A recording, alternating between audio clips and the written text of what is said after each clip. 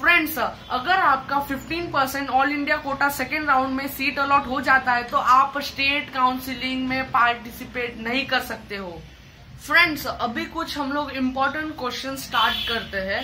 तो पहले तो मैं आपको बता दूं कि अगर आपका किसी भी कॉलेज में सीट अलॉट होता है तो आपको वहां जाना जरूरी है with in the stipulated reporting time.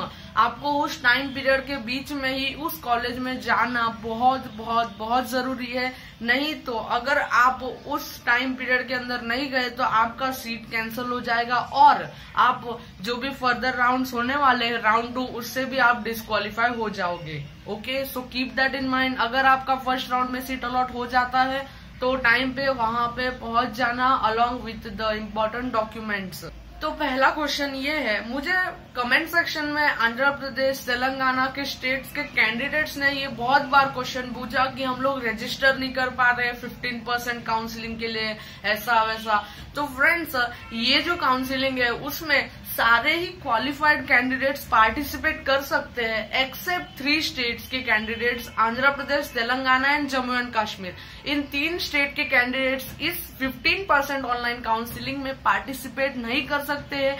ये इन स्टेट की पॉलिसी और रूल्स और रेगुलेशंस की वजह से है। दूसरा question, all India quota rank और ऑल इंडिया रैंक में क्या डिफरेंस है? तो ऑल इंडिया रैंक AIR में इंडिया के सारे स्टेट्स आते हैं, लेकिन ऑल इंडिया कोटा रैंक में आंध्र प्रदेश, तेलंगाना एंड जम्मू एंड कश्मीर ये 3 स्टेट के कैंडिडेट्स को इंक्लूड नहीं किया जाता है। तो तीसरा क्वेश्चन, क्या आप 15% काउंसलिंग के साथ स्टेट कोटा का जो 85% स्टेट कोटा काउंसलिंग होने वाला है उसमें पार्टिसिपेट कर सकते हैं? तो फ्रेंड्स, या यू कैन पार्टिसिपेट, लेकिन अगर आपको सेकेंड राउंड में सीट अलॉट हो जाता है तो आप वो सीट छोड़ नहीं सकते हो। ये MCI का रूल है, आपको उसी सीट में उसी कॉलेज में एडमिशन लेना पड़ेगा और आप स्टेट के लिए पार्टिसिपेट नहीं कर सकते हो।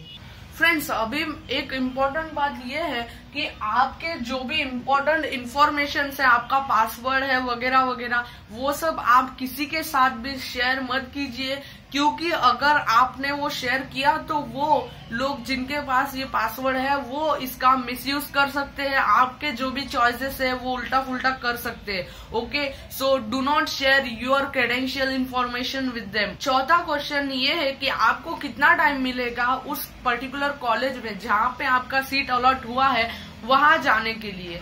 तो मैंने जो स्टार्टिंग में स्कीम दी थी ना उसमें आप देख लीजिएगा, फर्स्ट राउंड के लिए कुछ 16 से 22 जुलाई तक का टाइम है और सेकेंड राउंड के लिए भी आपने स्क्रीनशॉट तो लिया ही होगा। फ्रेंड्स, अभी 5वां क्वेश्चन बहुत इंपॉर्टेंट है जो कि होने वाला है, आपको क्या क्या डॉक्यूमेंट्स लगेंगे when you will report at the particular college. जहाँ पे भी आपका सीट अलॉट हो जाएगा वहां पे आपको क्या क्या डॉक्यूमेंट्स दिखाने पड़ेंगे। तो सबसे पहले आपका एडमिट कार्ड, वो तो सबके पास है। रिजल्ट, जो भी नीट का रिजल्ट है उसका PDF तो आपने डाउनलोड किया ही होगा। उसके बाद बर्थ सर्टिफिकेट, क्लास 10th का सर्टिफिकेट, 10+2 का certificate, 8 passport size photograph, same जैसे कि आपने एप्लीकेशन फॉर्म में दिए थे वही पासपोर्ट साइज फोटो 8 चाहिए। फिर प्रूफ ऑफ आइडेंटिटी, आपकी आइडेंटिटी का प्रूफ। बाद में प्रोविजनल अलॉटमेंट लेटर जो कि ऑनलाइन जनरेट हो जाएगा। फिर SC ST OBC physically handicapped का सर्टिफिकेट, ये जो सब भी कास्ट है तो उसका आपके पास एक सर्टिफिकेट चाहिए कि भाई मैं SC ST हूँ, मैं OBC हूँ, या फिर जनरल का तो नहीं चाहिए। तो ये 3 चीजों का भी सर्टिफिकेट चाहिए और ये हिंदी या इंग्लिश लैंग्वेज में चलेगा। अगर कोई दूसरे रीजनल लैंग्वेज में होगा तो आप हिंदी या इंग्लिश करवा लीजिए। फ्रेंड्स, अभी आप अगर एक फिजिकली हैंडीकैप्ड कैंडिडेट हो तो आपको वो जो सर्टिफिकेट है वो मैं अभी जो 4 बोर्ड्स यहाँ पे आपको दिख रहे हैं उन 4 बोर्ड्स में से ही आपको ये सर्टिफिकेट निकलवाना होगा। ये MCI ने खुद बोला है। तो आपको यहाँ पे 4 ये बोर्ड्स दिख रहे होंगे, उन्हीं में से किसी एक इंस्टीट्यूट में से आपका सर्टिफिकेट बनना होना चाहिए फॉर फिजिकली हैंडीकैप्ड कैंडिडेट्स। ये जो है मैं नीचे डिस्क्रिप्शन में भी लिख दूंगा। ये 4, एक न्यू दिल्ली में है, एक चेन्नई में है, कोलकाता में और एक मुंबई में है। फ्रेंड्स, MCI ने स्ट्रिक्टली बोला है कि किसी भी अलग बोर्ड या इंस्टीट्यूट से ये फिजिकली हैंडीकैप्ड का सर्टिफिकेट नहीं चलेगा। इन 4 बोर्ड्स में से ही वो सर्टिफिकेट बना हुआ होना चाहिए, तभी वो लोग एक्सेप्ट करेंगे। और हाँ, ये सारे डॉक्यूमेंट्स ओरिजिनल लेके जाना, कोई भी जेरोक्स वगैरह मत लेके जाना। नेक्स्ट क्वेश्चन आता है कि आपके पास क्या लिमिट है, आप कितने चॉइसेस फिल कर सकते हो। तो फ्रेंड्स, आप अनलिमिटेड चॉइसेस फिल कर सकते हो। फ्रेंड्स, अभी यहाँ पे नेक्स्ट क्वेश्चन आता है कि आपको आपके रैंक के हिसाब से किस कॉलेज में एडमिशन मिल सकता है, उसका कुछ आइडिया आता है क्या। तो फ्रेंड्स, 2 ऑप्शन है। पहला ऑप्शन ये है कि आप एमसीसी के साइट पे जा सकते हो, वहां पे प्रीवियस ईयर का कट ऑफ दिया हुआ है, तो वो आप चेक कर सकते हो, उसके हिसाब से भी आप जज कर सकते हो। लेकिन ये तो सिर्फ इंडिकेटिव रहेगा, ये फिक्स नहीं रहेगा। और दूसरा ये है कि वहां पे मॉक काउंसलिंग इंडिकेटिव सीट करके भी ऑप्शन है, उससे भी आप आइडिया ले सकते हो, जो कि मैंने अपने प्रीवियस वीडियो में बताया। अगर आपने नहीं देखा है तो यहाँ पे आई बटन पे क्लिक करके वो भी देख लेना। फ्रेंड्स, ये इंडिकेटिव सीट अलॉटमेंट ऑप्शन क्या है, तो ये एक मॉक काउंसलिंग है, जिससे आप एक अंदाजा लगा सकते हैं कि मुझे किस कॉलेज में एडमिशन मिल सकता है। तो आप जो भी चॉइसेस आप सबमिट करते हो वो 2 बार प्रोसेस होते हैं और आपको एक आइडिया मिल जाता है कि आपका किस किस कॉलेज में एडमिशन हो सकता है, सीट अलॉट हो सकता है अकॉर्डिंग टू योर रैंक। तो ये इंडिकेटिव सीट अलॉटमेंट या फिर मॉक काउंसलिंग का ऑप्शन है। यहाँ पे अभी नेक्स्ट क्वेश्चन आता है कि आपको कंपलसरी है कि आपको उस कॉलेज में, जिस भी कॉलेज में आपको सीट मिला है वहां पे जाना ही पड़ेगा। तो फ्रेंड्स, या आपको जहां पे भी सीट अलॉट हुआ है उस कॉलेज में आपको जाना ही पड़ेगा to take participation in the further rounds, in the next rounds. तो फ्रेंड्स, बढ़ते हैं नेक्स्ट क्वेश्चन की ओर। तो नेक्स्ट क्वेश्चन ये है कि सेकेंड राउंड के लिए कौन कौन लोग एलिजिबल है। तो पहला ग्रुप, जिन लोगों को फर्स्ट राउंड में सीट अलॉट नहीं हुआ है वो सेकेंड राउंड में अप्लाई कर सकते। दूसरा ग्रुप, जिन लोगों को फर्स्ट राउंड में सीट अलॉट तो हो जाता है और वो कैंडिडेट्स वहां जाते भी है, लेकिन वहां डॉक्यूमेंट वेरिफिकेशन नहीं कर पाते, जैसे कि SC, OBC, ST ये सब सर्टिफिकेट नहीं ला पाते, नहीं तो कुछ भी डॉक्यूमेंट्स नहीं ला पाते हैं, तो वो लोग भी सेकेंड राउंड में अप्लाई कर सकते हैं। तीसरे ग्रुप में वो कैंडिडेट्स आते हैं जिनका फर्स्ट राउंड में सीट अलॉट तो हो जाता है और वो वहां पे रिपोर्ट करके बोलते हैं कि हमको सेकेंड राउंड में अप्लाई करता है, वो लोग भी सेकेंड राउंड में अप्लाई कर सकते हैं। अभी कौन से कैंडिडेट्स एलिजिबल नहीं है फॉर सेकेंड राउंड, तो फ्रेंड्स, वो कैंडिडेट्स जिनका पहले राउंड में सीट अलॉट हो जाता है लेकिन वो लोग वहां पे रिपोर्ट नहीं करते हैं उस कॉलेज में, तो वो लोग सेकेंड राउंड में अप्लाई नहीं कर सकते हैं। वो लोग जो कि कैटेगरी चेंज करने की वजह से नॉन एलिजिबल हो जाते हैं, वो लोग भी सेकेंड राउंड में अप्लाई नहीं कर सकते हैं। फिर वो लोग जो फर्स्ट राउंड में सीट अलॉट होने के बाद उस कॉलेज में जाते हैं और बोलते हैं कि हमको सेकेंड राउंड में अप्लाई नहीं करना है। फ्रेंड्स, नेक्स्ट क्वेश्चन ये है कि मॉक काउंसलिंग सेकेंड राउंड के लिए होगी या नहीं होगी। तो फ्रेंड्स, सेकेंड राउंड के लिए मॉक काउंसलिंग नहीं होगी। फ्रेंड्स, अभी यहाँ पे एक बहुत इंपॉर्टेंट क्वेश्चन आता है, अगर आपने सेकेंड राउंड के लिए ज्वाइन कर दिया तो आप उससे रिजाइन लेके स्टेट कोटा या प्राइवेट सीट के लिए वापस ज्वाइन कर सकते हो। तो फ्रेंड्स, यू कैन नॉट। अगर आपको सेकेंड राउंड में सीट अलॉट हो जाता है तो आपको उसी सीट से पढ़ना पड़ेगा, आपको स्टेट काउंसलिंग में पार्टिसिपेट नहीं किया जाएगा। फ्रेंड्स, अगर आपका 15% all India quota second round में सीट अलॉट हो जाता है तो आप स्टेट काउंसलिंग में पार्टिसिपेट नहीं कर सकते हो।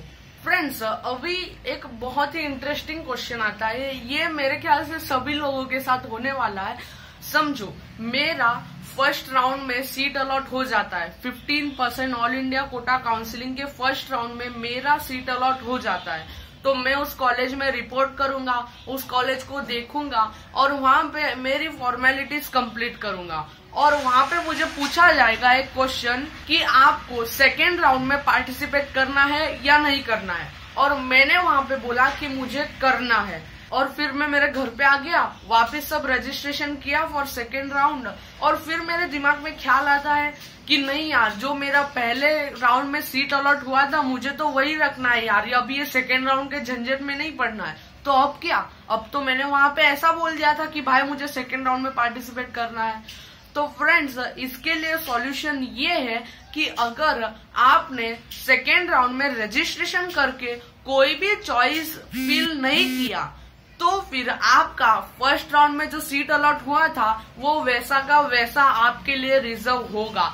लेकिन अगर आपने सेकेंड राउंड में चॉइस फिल कर दिया, चॉइस लॉकिंग होने के बाद अगर आपका सेकेंड राउंड में सीट अलॉट हो जाता है तो अल्टीमेटली आपका फर्स्ट राउंड वाला सीट कैंसल। तो अगर आप सेकेंड राउंड में वापस पार्टिसिपेट कर रहे हो और बाद में आपको ख्याल आता है कि मुझे फर्स्ट राउंड वाला सीट ही रहने देना है, तो फ्रेंड्स सेकेंड राउंड में चॉइस फिलिंग मत करना, खाली रजिस्ट्रेशन करके छोड़ देना।